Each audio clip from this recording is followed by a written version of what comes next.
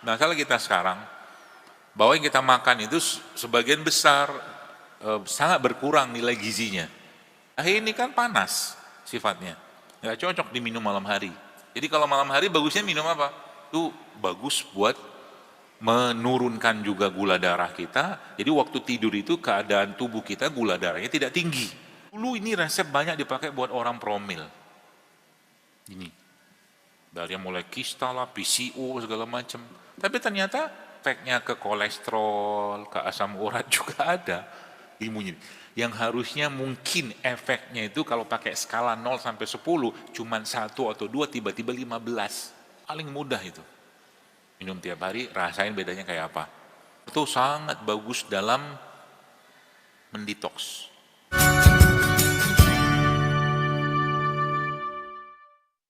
Malam itu ya saat istirahat. Maka sama, kalau Anda mau sehat jangan banyak-banyak makan malam. Ya, saya biasa dari dulu sudah banyak saya sebutkan tuh. Kalau mau makan, kalau bisa sebelum matahari tenggelam makan. Jadi matahari tenggelam nanti itu sudah nggak banyak lagi makanan yang masuk. Kenapa? Mode badan kita sudah bukan mode lagi untuk mengolah, tapi mendistribusikan. Contoh mungkin dalam beberapa kaidah pengobatan, jahe ini kan panas sifatnya, nggak cocok diminum malam hari. Karena dia meningkatkan metabolisme. Jadi kalau malam hari bagusnya minum apa? Air putih mungkin sebelum tidur sedikit gitu kan. Atau Anda minum cuka nanas, cuka apel, cuka madu gitu kan. Itu bagus buat menurunkan juga gula darah kita. Jadi waktu tidur itu keadaan tubuh kita gula darahnya tidak tinggi. Nah, ketika gula darah itu sebelum tidur kita banyak makan, misalkan ini satu nih, ini yang melanggar fitrah, misalkan sebelum tidur banyak banget makannya, naiklah gula darah itu dalam tubuh, kondisi tubuh yang tidak dalam kondisi siap mengolah, apa yang terjadi? Numpuk, ya, fermented dia, membusuk kalau bahasa para ahli itu membusuk, karena nggak bisa keluar. Udahlah makan seratnya jarang, makan buah jarang, mineral jarang, dan seterusnya gitu kan. Gitu, makanya banyak caranya Allah Subhanahu wa taala mengajarkan ya mulai Rasulullah SAW bagaimana caranya kayak gitu kan. Salah satunya tadi kalau di sisi syariat begini, emosi kayak begini, dan contoh lagi misalkan kita nggak usah bahas tentang syariatnya katakanlah, sholat, sedekah, puasa nggak usah. Cara paling gampang mengembalikan mood kita itu lebih baik caranya gimana? Olahraga. Paling mudah itu. Maka disuruh berjalan, bergerak. Ya, atau ketemu orang deh gitu kan. Kalau emang nggak ketemu orang ya aku lagi males ketemu orang, itu cari pohon lah misalkan, ajak ngobrol gitu, ajak ya apa hewan gitu kan, supaya nanti kita ketawa sendiri gitu loh. Itu kata salah satu guru saya, dia mengatakan jadi cara mengubah mood kita itu adalah mentertawakan dirimu sendiri, kata dia gitu. Pertanyaannya apa yang ditertawakan kan gitu kan nggak ada bahan. Mentertawakan saat kita masih bodoh dulu gitu loh, kata dia gitu. Zaman dulu nggak punya ilmu, belum belajar, belum ngaji, ya bersikap kenapa bego banget dulu ya gitu ya. Akhirnya kita ketawa sendiri, yang ujung-ujungnya ngapain? Nangis. Ini kemana aja umur gitu kan, gitu kan. Seperti itulah. Jadi makanya beruntunglah kita yang hari-hari kita itu dihiasi dan diisi dengan ilmu. Terus ilmu. Sehingga ketika menghadapi sesuatu itu bukan dengan perasaan dan rasa saja, tapi dengan akal. Itu yang paling utama, atau dengan iman. Ya, itulah sebenarnya fitrahnya dalam tubuh kita itu. Makanya kalau bab tentang misalkan permakanan katakanlah, confirm udah jelas bahwa kalau Anda mau sehat, kita mau sehat, ya kaidah makanan yang dijelaskan Al-Quran itu sudah sangat jelas. Nggak perlu kita katakanlah apa ya, nggak perlu kita urai-urai lagi. Ya. Prinsipnya dua, makanan halal dan baik, udah itu aja. Makanan yang halal dan baik, ini makanan halal dan baik. Dalam konteks makanan emosi juga harus baik. Jangan keseringan menelan kekecewaan. Jangan keseringan menelan kebencian, jangan keseringan menelan kemarahan, gitu maksudnya. Itu makanan yang tidak baik. Karena itu akan menjadi bagian dari diri kita. Jadi kebayang ya kalau mohon maaf ya, ada orang ketemu dengan seseorang tiba-tiba yang keluar dari lisannya itu ada kalimat-kalimat buruk, itulah isi dalam pikiran dan hatinya dia. Dan ini lidah kita ini kan ada mungkin ibu jamaah sekalian kenal ada itu muscle memory. Muscle memory itu memori otot. Jadi yang biasa pernah naik gunung, jalan jauh segala macam, dia punya rekamannya di situ tuh. Sehingga ketika dia jalan, ya jalan gitu kan, dia nggak ngerasa letih karena udah pernah ngelakuin itu. Sama juga dengan ini. Kenapa Nabi melarang kita untuk berkata yang tidak baik? Karena ada muscle memory di sini. Jadi hati-hati dengan anak-anak kita atau ada ya anak keturunan kita yang tiba-tiba gampang banget melepaskan kalimat-kalimat buruk, itu ada memori di sini. Ya, kalimat begini gitu segala macam dijadikan akhirnya jadi suatu kefahaman umum. Ya, seperti itu. Dan caranya gimana ya? Memang harus dilatih ototnya itu, ya. Otot sabar untuk tidak bermaksiat, sabar untuk terus melakukan ketaatan. Ya, itu misalkan kayak begitu. Otot tawadunya. Tawadu itu kayak apa? Ngelihat orang lain katakanlah yang dia pikirkan ya orang ini jauh lebih baik daripada saya gitu loh. Itu semua ya Masya Allah jamaah sekalian, caranya Allah untuk menjaga kesehatan jasad kita dan jiwa atau emosi kita. Nah, lalu berkaitan misalkan dengan fisiknya gimana? Banyak, ya banyak. Jadi yang masalah kita sekarang, bahwa yang kita makan itu sebagian besar sangat berkurang nilai gizinya. Ya, apalagi sudah diolah. Makanya kalau makan sesuatu semakin banyak tidak Anda olah, semakin banyak dimakan fresh, semakin bagus. Gitu. Orang-orang zaman dulu kayak begitu. Ya, jadi kalau saya baca satu buku judulnya Food Rules. Yang nulis ini wartawan di Amerika. Dia bilang, dia tulis salah satu kaidah itu makanlah makanan. Kenapa ditulis begitu? Karena zaman sekarang ini ada makanan yang sebenarnya bukan makanan tapi kayak makanan. Kayak makanan. Contoh ya, makanan-makanan ultra processed food. Itu kan bukan makanan aslinya.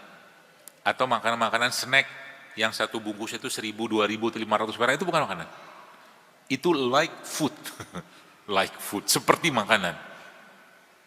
Ya, jadi makanan yang dimaksud itu caranya Allah. Jadi kalau mengembalikan itu ke settingan awalnya, makanlah kayak beginian. Ya, dan jangan banyak diolah. Dan di mereka ini Bapak Ibu sekalian ya, gini loh, saya kasih buka satu rahasia yang sejak saya ngomong gini berarti bukan rahasia lagi, ya kan? Banyak sekali yang saya temukan itu ya. Contoh ya, ini kalau yang sudah sering banget ngikutin saya dari zaman dulu kan ada satu resep lama banget tuh kan, isinya tuh ini, kunyit, serai sama jeruk nipis. Kita dulu sebutnya ultimate kunyit, kalau masih ingat dulu. Ini Bapak jamaah sekalian, apa ya? Saya kadang-kadang takjubnya dengan mereka ini apa ini dia serainya siapa namanya? Kunyitnya dipotong-potong. Kalau saya sekarang kalau perkunyitan begini kadang-kadang saya nggak kupas lagi. Saya cuci bersih sebelum saya potong. Sebelum saya potong saya cuci bersih, saya bersihkan ini segala macam gitu kan. Gitu, lalu saya potong-potong aja, saya geprek gitu, nggak saya ya boleh kalau mau dipanasin dikasih air panas juga boleh. Ya. Kadang-kadang saya blender aja gitu tuh, terus saya masukkan dalam air, saya saring nanti, tambahkan dengan ini, kasih ini. Dulu ini resep banyak dipakai buat orang promil. Ini. Dari yang mulai kista lah, PCO segala macam. Tapi ternyata yang efeknya ke kolesterol, ke asam urat juga ada. Jadi ketika mereka ini diminum dengan kepercayaan, dengan keyakinan, dengan minta pertolongan sama Allah, yang harusnya, ini ilmunya, yang harusnya mungkin efeknya itu kalau pakai skala 0 sampai 10 cuman 1 atau 2 tiba-tiba 15. Itu ilmu yang barokah. Itulah keberkahan. Yang sekarang di masa sekarang ini banyak ilmu yang dicabut keberkahannya sehingga ilmu ini dipelajari banyak orang tapi tidak menyelesaikan masalah. Yang ada adalah muncul masalah baru. Gitu. Nih contoh ini. Laos. Hilang kuas. Ini tuh kan kalau tambah kunyit, tambah serai, dikasih air, dikasih garam, dikasih daging jadi gulai kan? Iya sih, iyalah benar. Bukan itu yang saya mau cerita. Yang saya mau cerita, ini salah satu rimpang yang sangat powerful dalam detox. Serai. Laos. Ini tanda-tanda saya sudah mulai kurang gula. Saatnya biasanya saya ngopi. Biasanya. Mau jam 11 soal. Gitu. Jadi Laos ini sangat poten, sangat baik dalam mengikat juga. Selain tadi kan ini kan kalau ini kan dia logam berat lah, segala macam Laos. Gitu. Ini juga sebenarnya sama. Jadi kadang-kadang saya gambungin aja mereka ini kan, biar rasanya enak, saya tambahkan jeruk nipis, saya kasih madu, jadi tuh barang. Coba aja minum. Ya, coba minum tiap hari, rasain bedanya kayak apa. Ya. Di sayur-sayuran juga ada nggak? Sayur-sayuran yang sifatnya itu bisa membersihkan. Kan tema kita kan fitrah, kalau mau nyocok-nyocokin. Ada, namanya cruciferous vegetables. Itu bahasa Melayu. Itu tuh brokoli, asparagus. Nanti coba di browsing aja di internet, tulis aja cruciferous vegetables. Nanti ketemu tuh, macam-macam. Salah satunya adalah brokoli, asparagus, artichok, sayur itu. Kita ada kok, cuma namanya kita nggak familiar aja dengan, cuma tadi ada. Nanti lihat aja cruciferous, satu. Kan dulu buat bersih-bersih nih. Nah, apakah ada lagi sayuran yang punya efek untuk mengikat berbagai macam sampah-sampah kehidupan kita? Ada. Apa itu? Ini Masya Allah, keren ini. Namanya apa? Jamur. Jamur tuh sangat bagus dalam mendetoks. Jamur apa aja? Yang jelas bukan jamur yang ada di kulit kita. Bukan itu. Kan tahu lah jamur lah, nggak usah ditanya lagi. Jamur kuping, jamur telinga, jamur hidung, apalah itu. Jamur. Jangan digoreng. Ya dibikin sup lah. Ya boleh lah, pokoknya jangan digoreng aja. Ya dikukus, di steam gitu kan, di steamboat gitu kan. Dulu saya sering tuh, dulu sudah nggak lagi, zaman waktu saya sering masih ngisi di Hong Kong. Kan kalau di Hong Kong tuh makan agak-agak ya gampang-gampang susah sih. Sehingga sama teman-teman di sana itu kita di steamboatin. Jadi sayuran mentah gitu, pakai dandang gitu kan, cemplungin ke situ, cuk itu, cocolan pakai kecap doang sama cabe. Jadi juga tuh barang. Ya, akhirnya di sini saya kadang-kadang praktekin juga. Saya belilah sayuran itu kan apa segala macam. Ternyata kalau ketemu kecap yang enak gitu kan asik tuh. Meskipun nanti coba cari kecap yang benar-benar bagus, sehat. Kok nggak bikin sendiri aja kecapnya. Gitu. Jadi jamur ya. Tuh buat bersih-bersih gitu. Ya. Ada lagi nggak? Banyak. Ya. Salah satunya itu adalah, tapi kalau ada tanah sebenarnya. Tanah itu sebenarnya kalau ada beberapa tanah yang bisa dimakan, cuman kita jarang. Salah satunya itu lumpur. Bukan, yang jelas bukan tanah di atas ya, di bawah. Salah, lempung, tanah lempung. Dulu saya pernah makan tuh, tanah lempung itu, dalam bentuk kapsul, kaplet, saya makan. Itu buat ngikat racun bagus. Tuh, kemudian apa lagi? Air, kalau perairan yang secara air yang bisa mengikat racun-racun itu air kelapa. Kelapa. Ya. Air kelapa apa? Muda boleh, tua boleh. Ya. Kelapa hijau jangan. Kenapa jangan? Karena semua kelapa itu hijau. Ya nggak sih? Enggak, maksudnya kelapa hijau itu kan nggak hijau-hijau banget. Maksudnya sama kayak kelapa biasa kan? Kenapa dipisahin namanya? Sama aja. Malah nanti coba aja dibaca datanya ya. Kayak gini kan nanti tinggal baca datanya. Jadi saya sering nyoba kelapa muda tapi yang dagingnya sudah keras, terus kelapa muda yang dagingnya masih lembut sama kelapa hijau itu rasanya beda semua. Kalau rasa beda, kemungkinan itu perginya ke pH. Gitu ilmunya. Satu, nanti baca lagi komposisinya itu segala macam. Nah, yang saya temukan dari beberapa kelapa ini, memang yang paling manis itu adalah kelapa muda yang menjelang tuanya, tapi dia masih agak lembut dagingnya, itu manisnya minta ampun tuh, bagus banget tuh. Tapi kalau kelapa muda biasa, setahu saya nggak terlalu manis, yang dagingnya masih bisa dikerok gitu. Kalau yang biasa tuh harus dipotong kan, kelapa muda yang agak tua. Jadi itu salah satu air yang sangat baik dalam membersihkan. Cuman ada cumannya lagi. Ada beberapa ahli mengatakan kelapa itu kalau Anda mau minum kelapa, bagusnya Anda beraktivitas. Kata mereka begitu. Sebab biasanya kalau nggak beraktivitas lemes orangnya.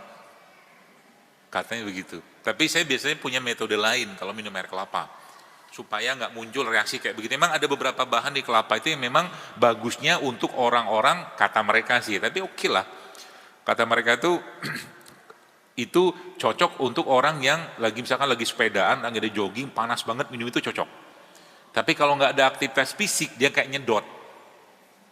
Makanya agak kerasa lemes. Nah, biasanya solusi yang saya biar berikan itu, saya masukin madu situ, saya masukin garam lagi sedikit aja, saya masukin jeruk nipis. Itu beda rasanya itu. Dan memang lebih bagusnya kalau beraktivitas. Makanya kalau habis sepedaan, habis jogging, jangan minum es teh. Ya. Minumnya air kelapa. Kalau saya biasanya ya gitu, pergi misalkan habis sepedaan gitu kan. Kemarin saya sepedaan, hari apa ya, 2 hari yang lalu, hari Ahad. Nah itu nyari tukang kelapa, cari kelapa yang agak keras, jadi ngemilnya kelapa tua itu. Kan lemak itu kan, lemak bagus. Ya, nggak ngemilnya ke warung mie, warung gorengan, sayang badannya kan. Jadi sudah mulai harus disiplin. Dan kalau sudah disiplin, Anda tidak butuh motivasi lagi. Ya, jadi kalau kita sudah mulai mengkondisikan badan kita ini, Bapak Ibu sekalian, dengan kedisiplinan yang kita tanam, asik tuh. Jadi nanti nggak ada alasan lagi, aku pengen olahraga tapi nggak ada teman. Nggak ada. Islam sudah mengajarkan kedisiplinan itu dengan sholat, kan gitu kan? Maka jangan diperlambat sholatnya, atau diperlama, dimundurkan, gitu-gitulah, kayak begitu. Insya Allah hampir jam 11, ada pertanyaan? Kayaknya nggak banyak. Banyak. Oh masih. Saya pikir saya sudah berhusnuzon, sudah sehat-sehat semua.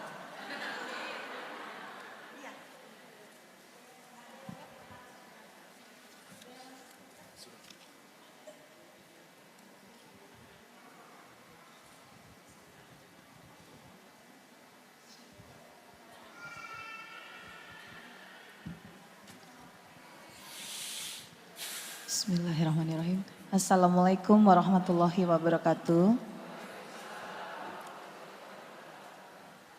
Izin bertanya, dokter, tadi disebutkan air putih yang bagus itu ditambahkan dengan mineral, begitu ya. Itu ditambahkan dengan jeruk nipis dan sedikit garam. Pertanyaan saya, apabila kita terlalu sering minum menggunakan jeruk nipis, itu akan berpengaruh atau tidak terhadap gigi kita? Begitu, terima kasih. Wassalamualaikum warahmatullahi wabarakatuh. Yang Ibu pikirkan tentang jeruk nipis itu sehingga menyebabkan masalah gigi apa? Asemnya itu Ustaz, Ya sebenarnya gini. akan mengikis gigi Ya, gitu. bukan masalah di jeruk nipisnya.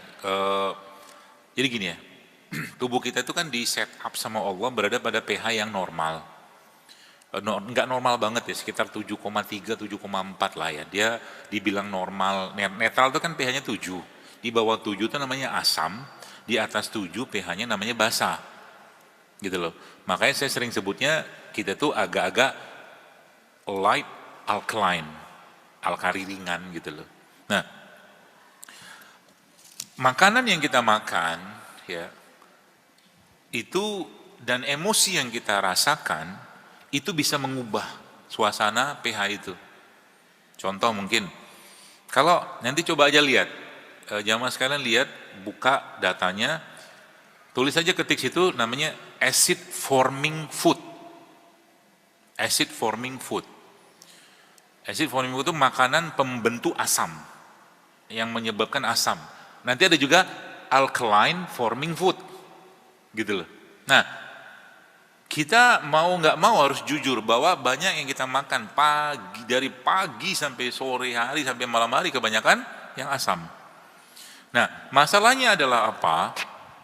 Masalahnya adalah ketika terlalu asam, ya, ketika terlalu asam, maka tubuh akan menyeimbangkan itu dengan cara mengambil sumber kalsium. Oke. Sumber kalsium itu yang paling banyak adanya di mana? Gigi sama tulang. Nanti coba baca lagi datanya. Saya agak bukan males ya, agak nggak mau membuka diskusinya. Ya, salah satunya sih ya. Itu ternyata negara-negara yang justru malah tingkat konsumsi susu ya, itu ternyata angka osteoporosisnya malah tinggi. Kan nggak nyambung dengan konteks bahwa susunya adalah sumber kalsium.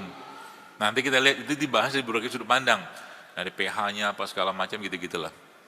Nah, kembali ke pergigian tadi. Jadi kalau misalkan ibu bilang kalau minum jeruk nipis misalkan itu menyebabkan atau bisa membuat ada masalah nggak untuk jangka panjang, misalkan menyebabkan giginya bermasalah. Sebenarnya gigi bermasalah itu sendiri bukan masalah dari jeruk nipisnya, sudah karena asam duluan, itu masalahnya. Jadi ketika ketemu jeruk nipis jadi sakit dia, nggak nyaman, orang bilang apa, ngilu gitu kan. Itu masalah di gigi itu dan masalah di gigi itu bukan masalah sehari dua hari ya. Plak yang muncul di gigi seseorang itu hasil dari asam.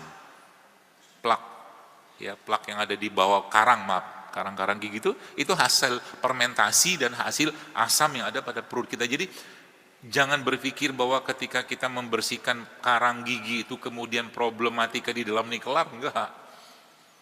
Lokal ya. Jadi lokalnya sih ya. Nah, jadi kalau jangka panjang gimana ya, kalau logikanya sih ya. Tadi kan saya tuangkan ini tuh berapa banyak? 1/4 tuh.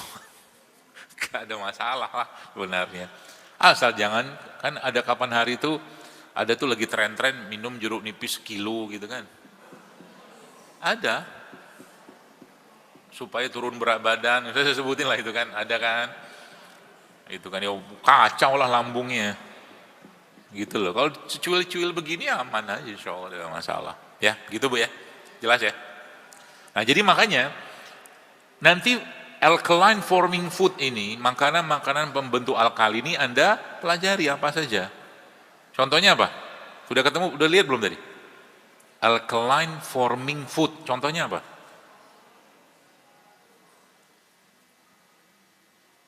Setahu saya kurma. Kurma itu kayaknya sifatnya ya, setahu saya basah. Kalau acid forming food contohnya apa ya? Tepung, minyak, gitu kan. Asam semua itu. Gitu. Baik, kita baca pertanyaan. Siklus menstruasi tidak selesai, tidak teratur. Sempat diagnosa polip. Kemudian 2 bulan sempat normal, bulan ketiga kembali siklusnya tidak teratur. Bagaimana cara menjaganya? Kira-kira saya mau jawab apa ya?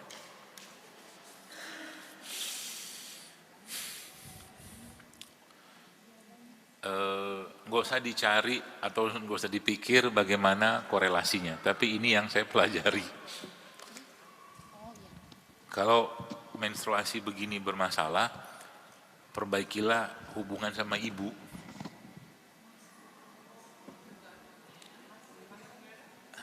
Minta maaf ke kuburannya, ngobrol. Saya kalau orang yang ada depan saya, ini nanya begini, saya ngomong begini bisa nangis dia. Pasti ada masalah sama ibu. Rahim soalnya. Ini kan kita membayangkan bayi, janin gitu kan. Makanya sains itu membuktikan bahwa seorang anak itu tidak bisa melepaskan ketergantungan dia terhadap orang tua, apalagi ibu. Karena ibu itu bukan cuman mengalirkan nutrisi dari apa yang dia makan melalui plasenta, tapi dia juga mengalirkan rasa emosional kepada anak yang ada dalam perutnya itu. Makanya jangan bantah ibu, jangan konflik sama ibu, jangan masalah sama ibu. Fatal akibatnya. Fatalnya kemana coba? Ke kehidupan. Bukan hanya jasad doang. Saya itu pernah ketemu orang gitu kan, ya Allah, kawin cerai, kemudian dia sampai kemo lah, kanker, tumor. Coba, ini masalahnya ribetnya minta ampun. Usut punya usut, tanya punya tanya, ternyata masalah sama ibu. Dia nggak terima dengan perlakuan ibunya.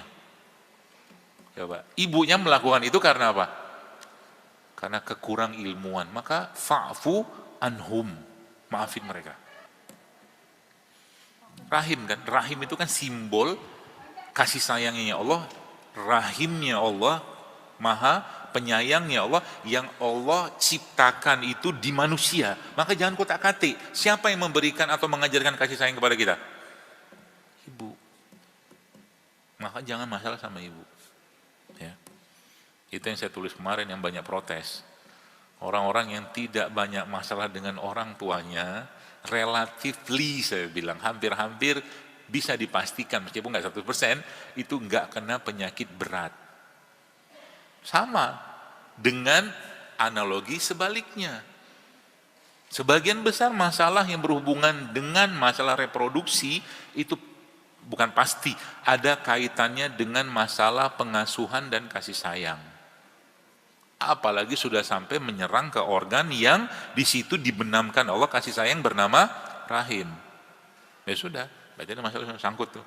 Kalau sudah meninggal ya minta maaf, minta ampun atau bersedekah atas nama orang tua segala macam, sampaikan ke Allah, aku ridho dengan segala kekurangannya, aku maafkan dia dan seterusnya. Barulah minum kunyi, serai, jeruk nipis, dalam keadaan hati sudah lapang. Sepanjang itu belum diselesaikan, ya sepanjang itulah dia akan menderita. Ya. Makanya ya, kalau orang sudah kena penyakit berat, sudah dapat nasihat juga tidak mau berubah, biasanya proses pengobatannya susah. Gak sembuh-sembuh deh. Ya itulah hukumannya dalam tanda kutipnya. Itulah hukumannya. Untuk dia sadar. Contoh nih, misalkan dalam bab tentang pertumoran, perkankeran segala macam, sudahlah. Itu pasti ada masalah dengan hati dan jiwanya dia, pasti. Tidak mau juga maafin, ya terimalah kemoterapi. Sakit nggak kemo? Sakit. Gak mudah kemo tuh. Ya, rambut rontok lain segala macam. Maka saya bilang itu, hiduplah dalam keadaan mudah memaafkan, berlapang dada, udahlah. Kita bakal mati juga, gitu loh. Ngapain bawa-bawa dendam sama orang, gitu loh. Ya, Sayang, jadi kadang-kadang saya ngelihat ada orang-orang penyakit-penyakit gitu tuh kadang-kadang kasihan aja gitu kan. Apa yang kau tahan-tahan dalam hati itu? Tidak ada gunanya juga. Ya, mau ketemu dengan Allah dalam kondisi kita masih menyimpan dendam dan kebencian dan kemarahan atau jengkel, bahasa jengkel aja. Coba lihat. Al-Quran itu sudah sampai ngomong coba. Fala takullahuma uff. Aja nggak boleh. Aja nggak boleh. Makanya ini saya nasihati nih kepada ibu-ibu nih, ya. Suami Anda adalah surga Anda sekaligus nerakanya Anda. Hati-hati. Ya, hati-hati dengan sikap. Ya, hati-hati dengan sikap terhadap suami. Kenapa? Satu ketakridoannya dia terhadap seorang istri selesai. Kalau bahasa anak sekarang kelar hidup lo. Satu ketakridoannya dia. Ya. Bahaya. Kenapa? Kalau sudah bab tentang ridho nggak ridho itu efeknya ke jasad itu besarnya luar biasa. Nggak tenang lah, nanti sakit inilah itu segala macam. Apalagi sama orang tua. Ya. Jadi kalau lihat ya, ini kalau mau ngeriset-riset sederhana. Jadi kalau ketemu dengan orang yang sakit terus itu kan, entah kakinya, entah tulangnya, entah ininya segala macam, coba dicek. Ditrace emosinya, pasti ada masalah itu orang. Kenapa? Allah tuh nggak pengen kita tuh sering-sering sakit soalnya. Kalau sering-sering sakit kan nggak bisa ibadah kita. Itu poinnya. Makanya tadi saya bilang berlapang dadalah, ya maafinlah, bersabarlah, udah gitu kan. Karena emang dunia itu tempatnya ujian. Sejak zaman Nabi Adam atau sejak Nabi Adam diturunkan Allah ke bumi ini, maka sejak itulah manusia itu hidupnya dalam ujian. Jadi ketika ada teman kita ngomong hidupku itu susah banget, emang iya, orang ujian kok. Ini mau ngapain juga dibesar-besarin. Terus merasa ketika dapat ujian, dapat ini begitu segala macam, merasa orang yang paling susah dunia. Tenang, Allah sudah jelaskan, Nabi sudah jelaskan, manusia yang paling susah hidupnya itu adalah para rasul dan para nabi, titik. Demamnya mereka itu sampai Ibnu Mas'ud mengatakan ketika beliau radhiyallahu anhu pernah memegang badannya Nabi SAW, ketika beliau SAW itu demam atau tinggi, dipegang badannya kayak megang besi panas. Coba, itu ujiannya mereka. Jadi ujian kita itu sebenarnya biasa aja, cuman kita aja yang lebay. Gitu loh. Makanya supaya nggak banyak ujian gimana? Ya nggak mungkin. Satu, supaya nggak banyak, supaya kita kokoh dengan atau kita punya asuransi langit supaya nggak banyak kena ujian. Caranya gimana? Banyakin ya sedekah, banyakin bantu orang, tolong orang, memenuhi hajat orang. Insya Allah Anda akan dibantu sama Allah. Toh ketika ada ujian atau musibah nanti Allah mudahkan, gitu loh. Begitu ya Bu yang bertanya, semoga Allah sehatkan. Berarti bisa mau pakai ini bisa. Kalau nggak mau pakai, kalau mau pakai yang produk kita di luar juga bisa tuh. Berkah Makur Blend juga bisa. Isinya juga ini juga. Kalau nggak mau ribet.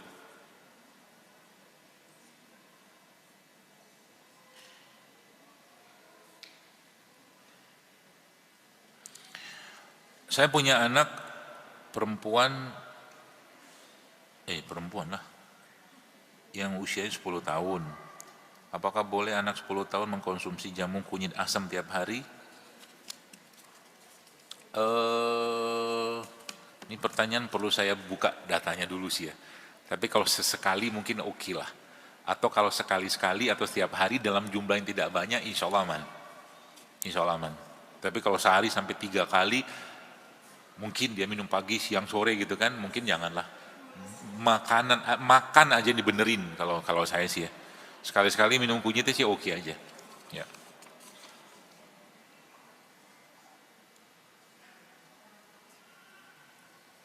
Apakah ada pengaruhnya ke tubuh kita ketika minum pakai tangan kiri? Ada. Jadi kayak kalau kata Nabi kan jangan makan dan minum seperti setan. Setan itu makan minum pakai tangan kiri. Jadi itu analogi saja. Jadi kita mencontoh perilakunya setan. Jadi kalau sering-sering gitu, sering-sering saya aja. Ini enggak, maksudnya gini, ini bukan tema tentang makan dengan tangan kiri. Saya aja kadang-kadang kalau makan atau minum dalam kondisi kadang-kadang berdiri gitu ya, entah khilaf lah segala macam kadang-kadang atau lagi tergesa-gesa, itu saya merasa ada perubahan sikap saya, menurut saya. Jadi bawaannya jadi nggak tenang, tergesa-gesa gitu, gara-gara cuman makan dan minum dalam kondisi berdiri. Ya makanya Nabi melarang kan, jangan makan atau minum berdiri. Gitu.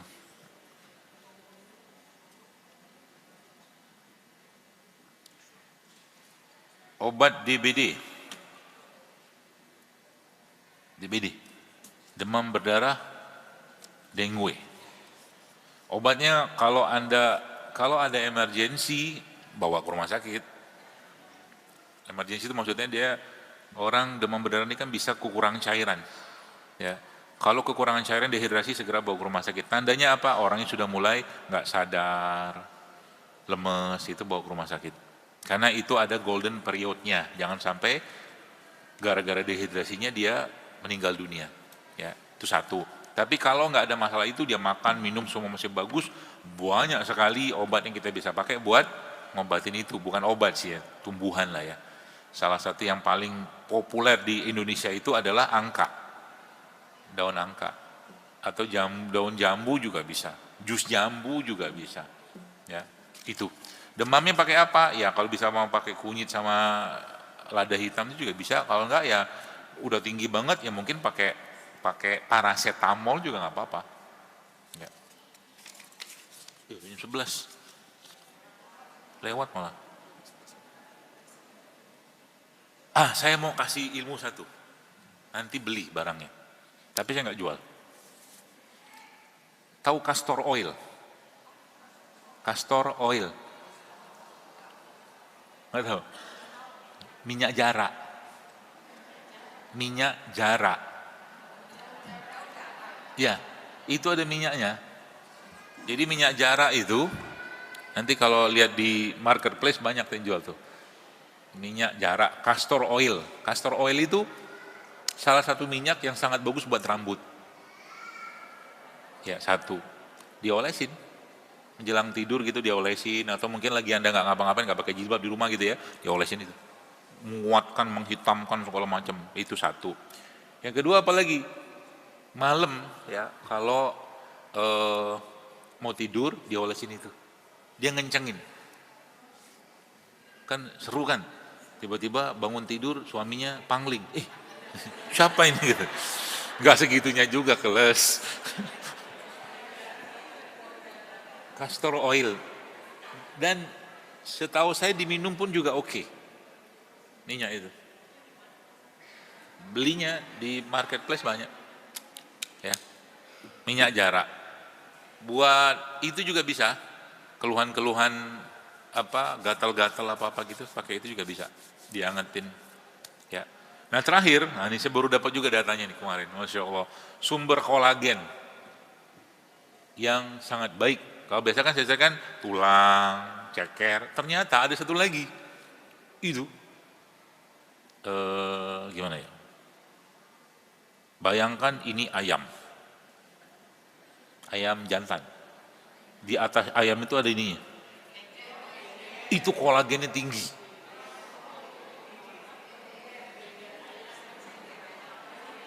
Apa namanya? Jengger. Ya, itu kolagennya tinggi. 90% isinya kolagen. Jengger ayam itu. Saya nggak jual, yang jual pedagang ayam. Nanti biar keren beli sama dia, bang beli kolagen sih gitu kan. Jual jengger ayam. Gitu. Ya. Apa fungsi kolagen? Banyak. Ya. Nah, tadi bab tentang pertulangan, persendian, kulit keriput itu pakai kolagen aja. Sumbernya di mana? Banyak. Biasa kita sebutkan ceker ayam, kulit ikan, tulang, bahkan itu cangkangnya telur itu tinggi kolagen tuh. Ya. Termasuk tadi terakhir jengger ayam tuh. Atau kolang-kaling, rumput laut, atau yang ada anggaran, sarang walet, ya ada anggaran, saya bilang. Lumayan soalnya. Saya pernah beli juga itu, karena lama-lama ngapain juga lah, beli makan kolang kaling aja lah. Lebih murah meriah. Ya, jadi nanti kalau bikin apa namanya? Sup kolagen ala-ala gitu kan. Sup kolagen ala-ala. Ada satu lagi seaweed. Seaweed. Semacam rumput laut lah ya. Itu juga tinggi kolagen. Jadi bikin sup atau minuman tinggi kolagen. Pakai air kelapa, tua aja. Isinya rumput laut, seaweed tadi, lidah buaya, kolang kaling, lidah buaya, rumput laut, sama lidah buaya 3 tuh. Ya, kasih cincau sedikit, kasih madu, wih, surga kita, insya Allah kan. Jadi kalau udah sering-sering minum begini, Anda ngelihat campur gitu kan, nggak tertarik lagi gitu loh. Udahlah gula lagi, sirup lagi, segala macam gitu loh. Nah itu berarti fitrahnya sudah mulai kembali. Udah bener tuh.